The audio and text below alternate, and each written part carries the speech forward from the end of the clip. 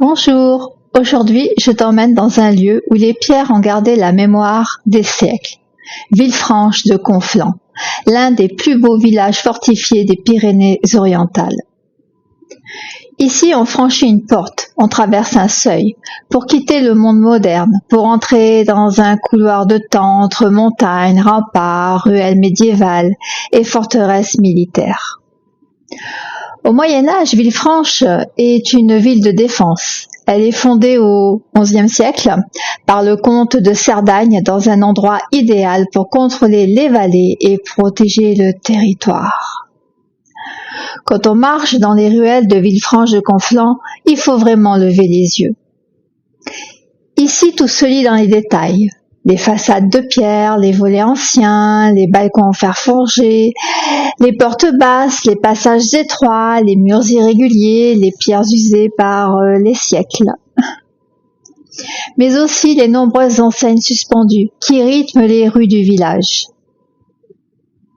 Ces enseignes en fer forgé donnent au village une atmosphère presque théâtrale.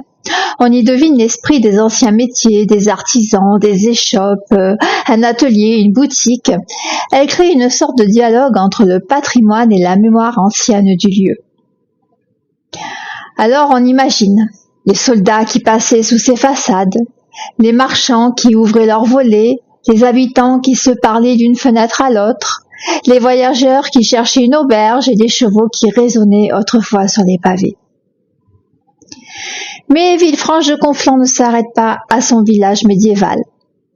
Au XVIIe siècle, après le rattachement du Roussillon à la France, Louis XIV veut renforcer cette frontière. C'est là qu'intervient Vauban, le grand architecte militaire du roi. Il transforme et renforce les défenses de la cité. Villefranche devient alors une pièce importante du système défensif des Pyrénées. Les remparts sont adaptés, consolidés, pensés pour résister. Et surtout au-dessus du village, sur la montagne, apparaît un gardien de pierre, le fort Libéria. Le fort Libéria domine Villefranche comme une sentinelle. Il est construit à partir de 1681, sur un point haut, bien sûr, parce que cet emplacement était dangereux. Vauban comprend immédiatement l'importance du relief. Ici, la guerre ne se joue pas seulement avec des murs, mais avec la montagne elle-même. Depuis le village, quand on lève les yeux vers le fort, on comprend tous en fait que le fort, il continue de surveiller, protéger, dominer. En fait, quand je l'observe, il semble accroché à la roche, comme s'il l'avait poussé directement hors de la montagne. Et pour relier la cité au fort, il existe un passage impressionnant, le fameux souterrain des 1000 marches. Alors en fait, on l'appelle les 1000 marches, mais en réalité, il y en a officiellement 734 taillées directement dans la roche. Et quand tu les montes et que tu les descends, parce que je l'ai fait à l'aller et au retour, tu comprends vite pourquoi ce lieu marque autant. Ce n'est pas en fait juste un escalier. C'est un tunnel, oui, mais une montée intérieure, un passage initiatique. À chaque marche, l'air change. Le bruit du village a totalement disparu. La lumière se fait plus rare. Le corps sent l'effort, et on se retrouve face à la pierre brute. Ce tunnel donne vraiment la sensation d'un passage entre deux mondes. En bas, la cité vivante avec ses ruelles, ses commerces, et en haut, le fort qui, lui, est beaucoup plus silencieux. Dans ce souterrain, en fait, il y a quelque chose de très puissant au niveau des énergies. Parce qu'une fois à l'intérieur, on sent tout de suite que ce n'est pas un simple escalier, c'est un couloir de pierre avec ses 734 marches. Le corps les sent toutes. Le souffle change, le silence devient plus dense, l'air devient plus frais. Chaque marche nous permet de nous enfoncer un peu plus dans la mémoire du lieu. Ce souterrain servait à relier directement la cité fortifiée de Villefranche de Conflans au fort Libéria, situé au-dessus du village. Car entre la ville et le fort, il fallait pouvoir circuler de manière plus protégée qu'en passant par l'extérieur. C'est pour cela que ce passage a été créé au XIXe siècle, en fait très exactement entre 1850 et 1853. Et je suis vraiment heureuse de l'avoir fait à la montée comme au retour, parce que ce souterrain, j'insiste, on ne le comprend pas seulement avec les yeux, on le ressent avec le corps, avec le souffle, avec l'effort, et ça marche après marche. Quand on arrive en haut, après toutes ces marches, on ne regarde pas Villefranche de la même manière. Déjà, la vue, elle est magnifique. Une fois arrivé au fort Liberia, on comprend l'intelligence de Vauban parce que le fort Liberia, c'était pas simplement une construction militaire. C'était un poste d'observation perché au-dessus de Villefranche de Conflans, bien sûr, mais c'est aussi, quand on l'observe, un véritable lieu de vie pour les soldats qui étaient affectés. À l'intérieur de ces murs, il fallait pouvoir tenir plusieurs semaines en cas de menace. Donc le fort devait être organisé pour accueillir des hommes, stocker du matériel, conserver des vivres, surveiller la vallée et répondre rapidement en cas d'attaque. Donc on y trouvait des salles destinées à la vie quotidienne des soldats, des espaces de repos, des zones de stockage, des réserves, des lieux où l'on pouvait garder les armes, les munitions, la nourriture et tout ce qui était nécessaire pour faire fonctionner la forteresse.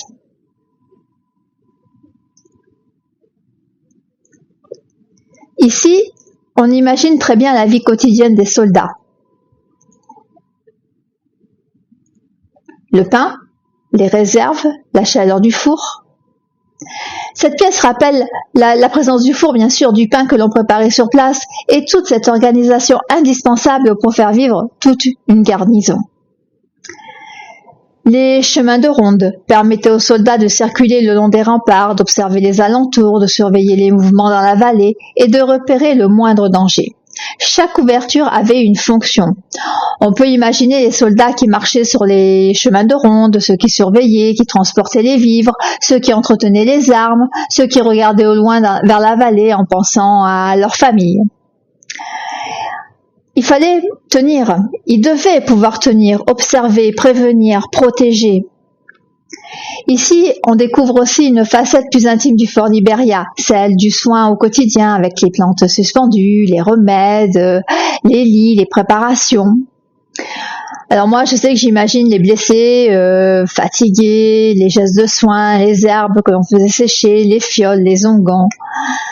En fait, toute cette médecine simple mais essentielle qui permettait à tous de tenir.